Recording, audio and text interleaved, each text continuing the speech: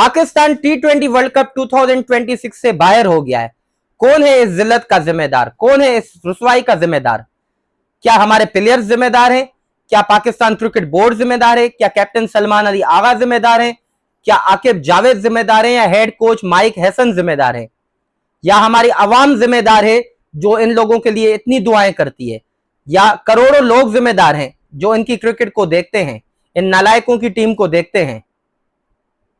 मतलब आप, पूरा पाकिस्तान कह रहा है कि आप टीम गलत खिला रहे हैं, आपने स्क्वाड गलत सिलेक्ट किया है, आप प्लेइंग 11 गलत खिला रहे हैं, आपने गलत बंदे को कप्तान बनाया हुआ है। लेकिन पूरे साल से हर लोग कह रहे हैं, फॉर्मर क्रिकेटर्स कह रहे हैं, फैंस कह रहे हैं, जर्नलिस्ट कह रहे हैं, लेकिन आप सुनने को तैयार नहीं थे। आप कह रहे थे कि नहीं, हमें सौरव गंगुली का जैसा कैप्टन मिल गया, हमें ग्रैम स्मिथ मिल गया, हमें MS धोनी मिल गया है। ये सलमान अली आगा नहीं हुआ, कोई विव रिचर्ड्स हो गए। आपने एक सलमान अली आगा को कप्तान बनाने के लिए आपने पूरी टीम का बेड़ा गर्क कर दिया। आपने वर्ल्ड कप गवा दिया, आपने एशिया कप गवा दिया। क्या हमारे सर्किट में टैलेंट नहीं है? क्या पाकिस्तान में टैलेंट नहीं है जो वर्ल्ड कप के सेमीफाइनल तक पहुंच सकता था? बिल्कुल है। यहां खेलने वालों की नहीं, खिलाने वालों की गलती थी। और अल्लाह ने आपको एक और मौका दिया। पूरी वर्ल्ड कप में आप घटिया क्रिकेट खेलते आए। आप इवन नेदरलैंड से हारने लगे थे जो फहीम अशरफ ने बचा लिया। उसके बाद इंडिया से मैच हार गए, उसके बाद आप इंग्लैंड से मैच हार गए। लेकिन उसके बाद भी अल्लाह की जात ने आपको एक मौका दिया कि आप किसी न किसी तरह से सेमीफाइनल में आ जाएं। कुदरत के निजाम ने आपका साथ दिया। उसके बाद बैटिंग चली तो फखर जमान, जिसको आप खिलाना पसंद नहीं करते थे, पूरे वर्ल्ड कप में आप उसको बेंच पे बैठा के रखते थे, और लास्ट मैच में खिलाया तो 5वें नंबर पे खिलाया। उस बंदे ने आपका पूरा चांस क्रिएट कर दिया कि आप सेमीफाइनल में खिला दे। जिस बंदे को आप टीम में नहीं खिलाना चाहते थे, जिस पर हमारे एक मीडियोकर, मतलब जिसकी कोई औकात नहीं है सलमान अली आगा की, वो फखर जमान पर कमेंट कर रहा था वर्ल्ड कप से पहले कि लाजमी नहीं है कि फखर जमान प्लेइंग 11 में होंगे, और आज फखर जमान ही आपको सेमीफाइनल में लेके आ रहे थे। मतलब जब आप नाइंसाफी करेंगे, जिस मुल्क में आप टैलेंट की कदर नहीं करेंगे, टैलेंटेड प्लेयर सुफियान मुकीम जैसे, हारिस रऊफ जैसे, इरफान खान न्याजी जैसे, अब्दुल समद जैसे, वसीम जूनियर जैसे, जमान खान जैसे वो प्लेयर्स आपके स्क्वाड में नहीं होंगे, और शादाब खान, फहीम अशरफ, खुद कैप्टन सलमान अली आगा और साइम अयूब, जो 65 इनिंग्स के बाद भी वो कह रहे हैं कि टैलेंट के नाम पे खेल रहे हैं, वो खेलेंगे तो शिकस्त, रुसवाई, जिल्लत ही आपका मुकद्दर बननी थी। मतलब यहां पे आकिब जावेद ने, और भाई पाकिस्तान का कितना बेड़ा गर्क करना है आकिब जावेद आपने चैंपियंस ट्रॉफी हमें खड़े खड़े हरवा दी आपके गलत फैसलों की वजह से। और आपने क्या किया? इल्जाम मोहम्मद रिजवान को देके उनको कप्तानी से उतरवा दिया। और फिर आपने एशिया कप हरवा दिया, उसमें आपने हसन नवाज और मोहम्मद हारिस को कुर्बानी का बकरा बना दिया। और आज आपने T20 वर्ल्ड कप 2026 भी हरवा दिया। और अब आप ये नैरेटिव चुरन बेच रहे हैं कि ये वर्ल्ड कप तो हमारा बाबर आजम की वजह से हम हार गए। तो भाई आज नहीं था ना बाबर आजम, तो बाबर आजम को सिलेक्ट नहीं करते ना, आपने पूरा साल नहीं किया, जैसे रिजवान को ड्रॉप किया, तो आप बाबर आजम को भी नहीं करते ना, लोगों ने आपकी मेहनतें की थी। अब पाकिस्तान को आज एक सुनहरी मौका मिला था अल्लाह की तरफ से कि आपको एक 65 रन से मैच जीतना था। और पाकिस्तान, श्रीलंका ने जब टॉस जीतकर पहले बैटिंग की तो किसी को वहमो गुमान में यह नहीं था कि पाकिस्तान को इतना अच्छा बैटिंग स्टार्ट मिलेगा। पाकिस्तान को 176 रन का स्टार्ट मिला है, जो T20 में एक मौजूदा ही कहलाएगा ना। साहिबजादा फरहान ने 100 रन स्कोर किए, फखर जमान ने 82 रन स्कोर किए 200 के स्ट्राइक रेट से।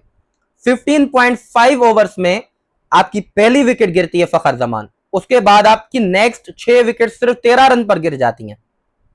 मींस आपने लास्ट 25 बॉलों में सिर्फ आपने 36 रन बनाए हैं और आपके 8 आउट हो गए हैं। मतलब जो लग रहा था कि आप 230 या 240 रन बना रहे हैं, आप सिर्फ 212 रन बना सके। मतलब कौन सी टीम होगी जिसको 15.5 ओवर्स में 176 रन का स्टार्ट मिल जाए विदाउट लूजिंग अ विकेट, और वो 212 रन ही कर सके 20 ओवर्स में, और 8 आउट भी हो जाए।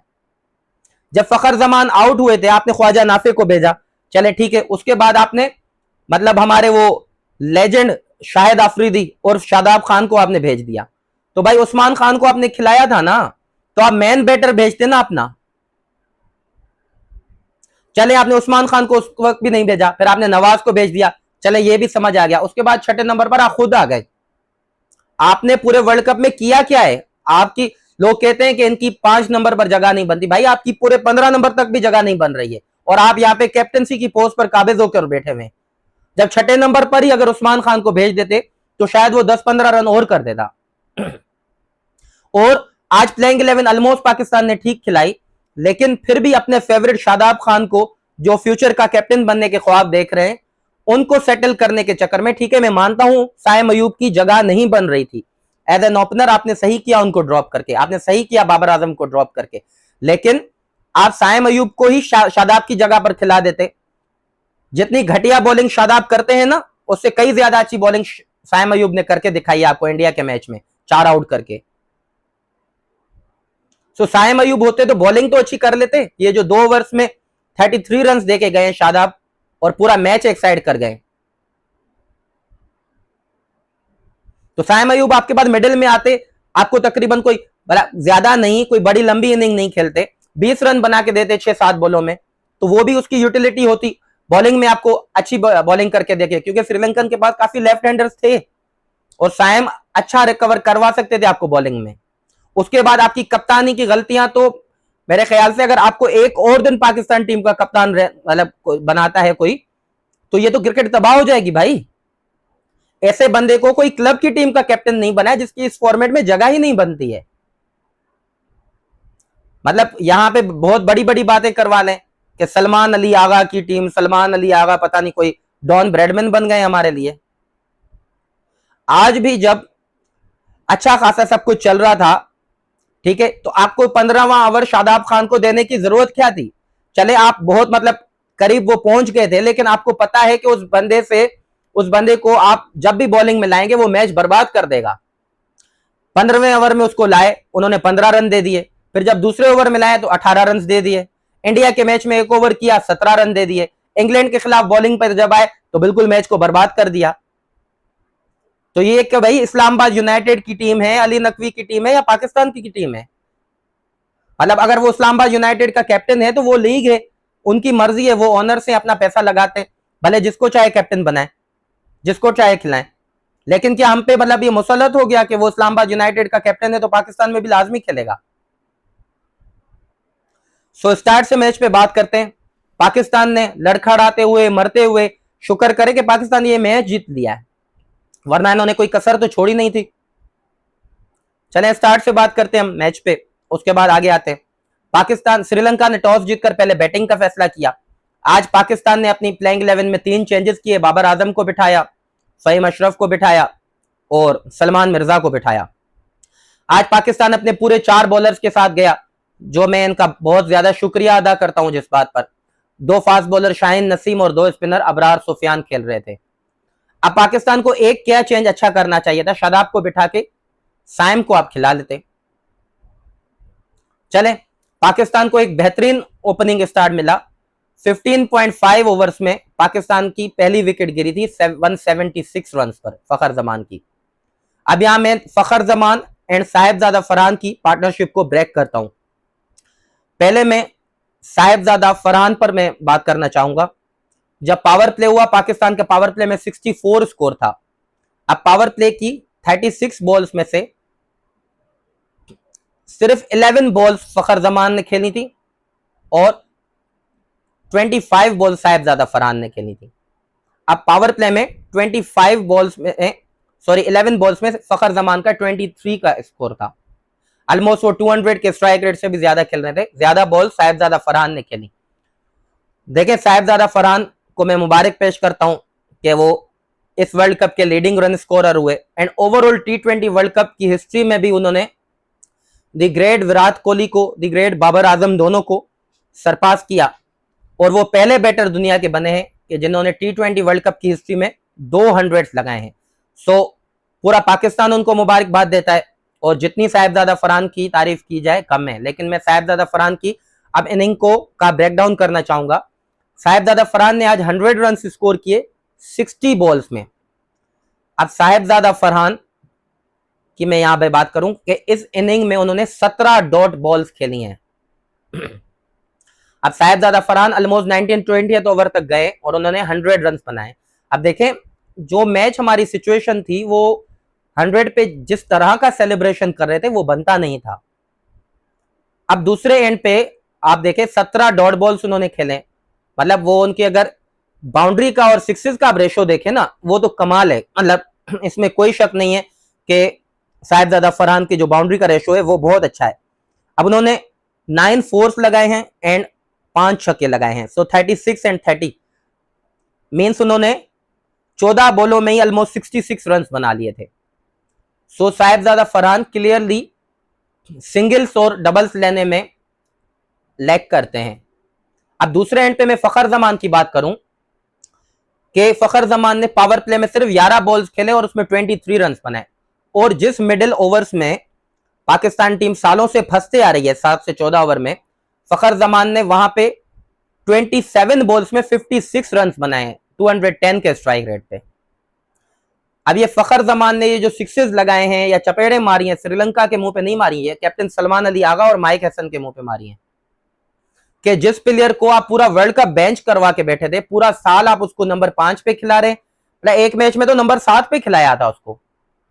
अब साइम अयूब जो पूरे साल से एशिया कप में फेल हुआ है, बायलैटरल्स में फेल हुआ है, T20 वर्ल्ड कप में फेल हुआ है, आप उसको खिलाए जा रहे हैं।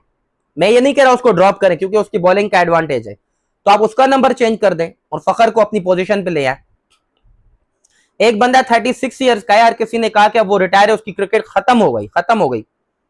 तो खत्म हो कि क्रिकेट में इतना बड़ा प्रेशर मैच था और उसने आपको 82 रन बना के दिए 42 बॉल्स में, मींस मिडिल ओवर्स में आप फंस रहे थे, उसमें उसका 210 का स्ट्राइक रेट था।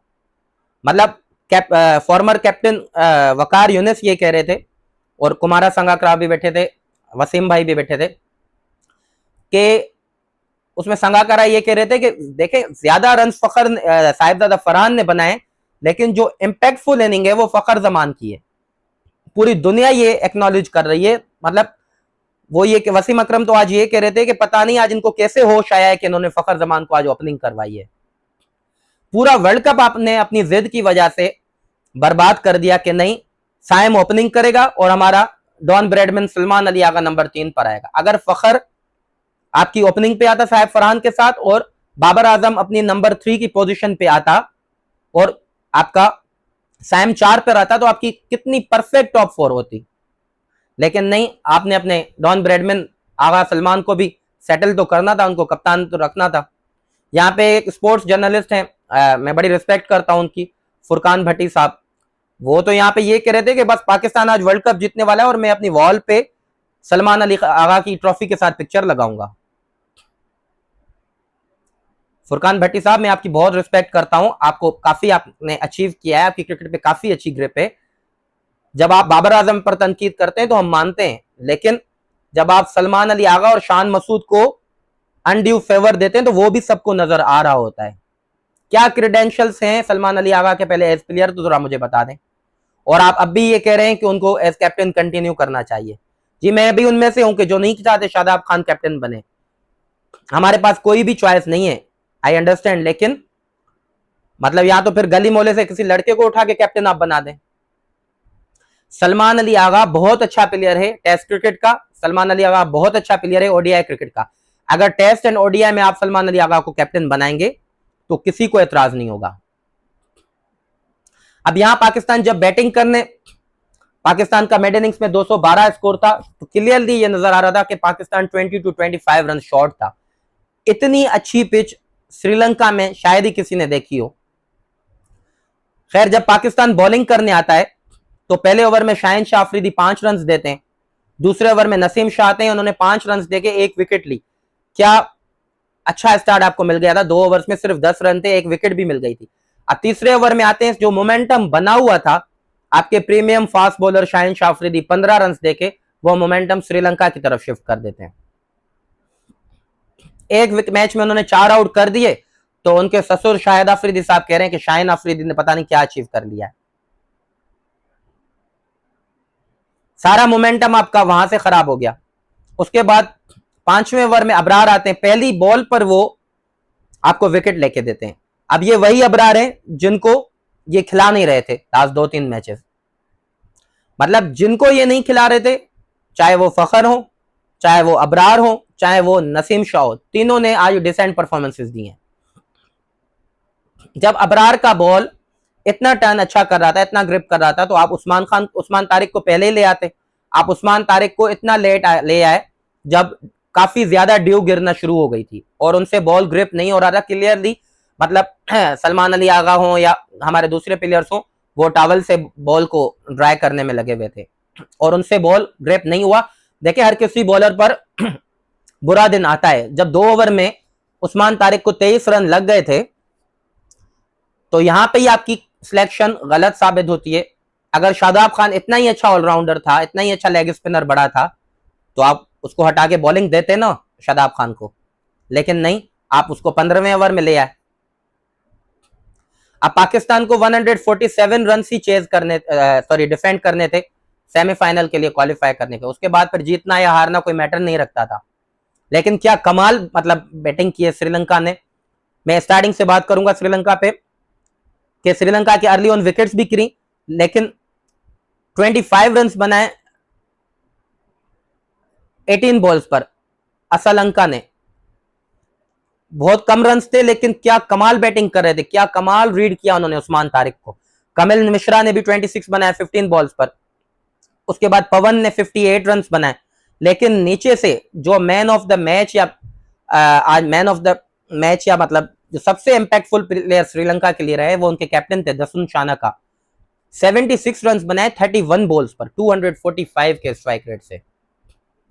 जब आपने 15वें ओवर में शादाब खान को इंट्रोड्यूस करवाया तो मैच तो आपका वहीं चला गया था। उसके बाद फिर दोबारा आपको इंट्रोड्यूस करवाना पड़ा, फिर 18 रन दे गए। अब जब लास्ट 20th ओवर में ये तो मैच आप पता नहीं कैसे बच गया है।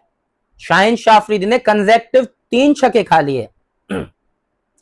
मतलब जो बंदा 2018-19 से खेल रहा है इंटरनेशनल क्रिकेट, एंड आज तक उसको डेथ ओवर में बॉलिंग करने नहीं आई, पुराने बॉल से बॉलिंग करने नहीं आई, और वो हमारे पाकिस्तान का सबसे बड़ा प्रीमियम बॉलर है।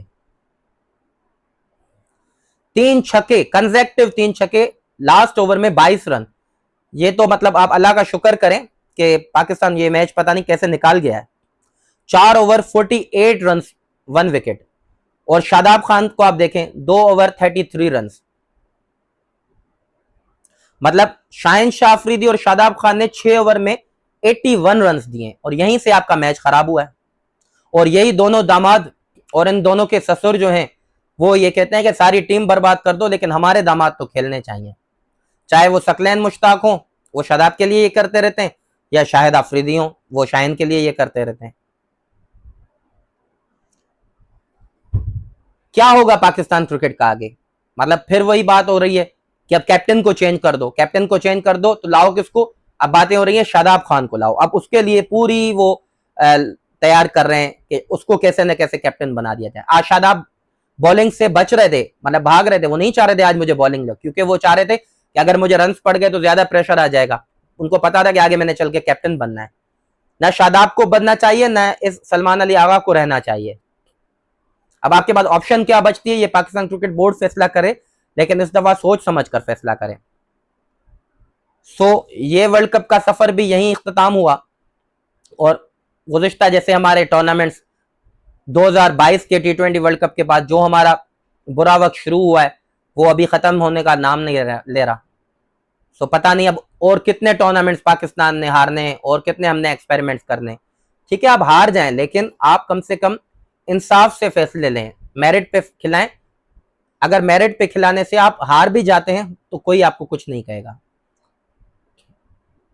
अब देखें कि हर वर्ल्ड कप हारने के बाद एक रीबिल्डिंग प्रोसेस शुरू हो जाता है। जैसे 2003 के बाद सारे प्लेयर्स को, सईद अनवर, वसीम, वकार को निकाल दिया था, एक राशिद लतीफ को कैप्टन बना दिया था।